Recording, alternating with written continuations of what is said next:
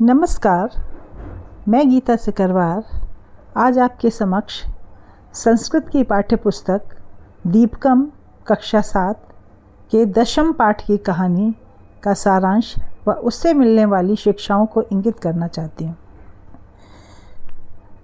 पाठ का नाम है 10वां कहा। पाठ की कहानी कुछ इस प्रकार है।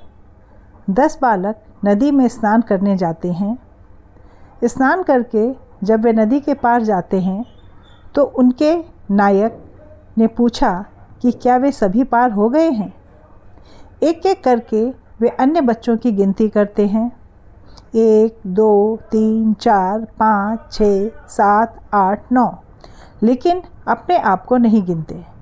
इसी कारण उन्हें लगता है कि कुल मिलाकर 9 ही नदी पार हुए हैं, यानी एक बालक गायब हो गया है।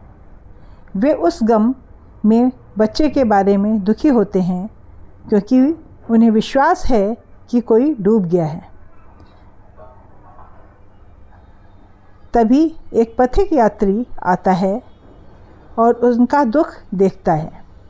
वह उनको गिनने की सलाह देता है और जब वह गिनता है तो पाता है कि वास्तव में सभी 10 बच्चे वहाँ हैं। पथिक कहता है कि 10वां बालक तुम ही हो, तुम ही 10वें बालक हो। और इसके बाद सभी बच्चे बहुत प्रसन्न होते हैं।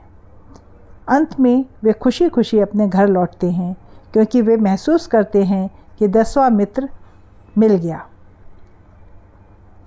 इस कहानी से हमें कई शिक्षाएं मिलती हैं। हमें जो कुछ महत्वपूर्ण शिक्षाएं मिलती हैं वो इस प्रकार हैं कि स्वस्वीकृति और आत्म जागरूकता।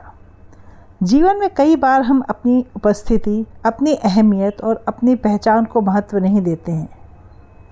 इस कहानी में पथिक की मदद से बच्चे अपने आप को 10वां समझ पाते हैं, जिससे सकारात्मक और आत्म जागरूकता का प्रतीक कहा जा सकता है।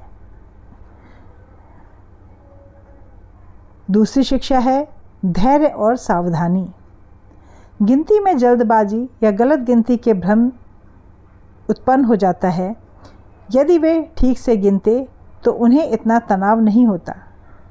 यह हमें सिखाता है कि किसी भी काम को ध्यान से करना चाहिए, विशेष रूप से जब वह महत्वपूर्ण हो। पथिक ने बच्चों को फिर से गिनने का सुझाव दिया। यह दिखाता है कि समस्या का हल धैर्य और सही दृष्टिकोण से हो सकता है। तृतीय शिक्षा मिलती है मदद लेने का भाव। वे पथिक की सहायता लेते हैं। अगर बच्चे अकेले अपने आप को गिनने की कोशिश करते रहते तो शायद भ्रम बना ही रहता। यह बताता है कि कभी कभी हमें बाहर से किसी की मदद लेनी चाहिए। दूसरों की सलाह या नज़रिया भी महत्वपूर्ण होता है। और एक और शिक्षा मिलती है सच्ची खुशी और संतोष। कहानी का अंत बहुत सकारात्मक है। जब बच्चों ने जाना कि सब सुरक्षित हैं, वे 10वां मिल गया है कहकर प्रसन्न होते हैं और संतोष और खुशी की भावना से अपने घर जाते हैं। यह उनके संतोष और खुशी की भावना को दर्शाता है।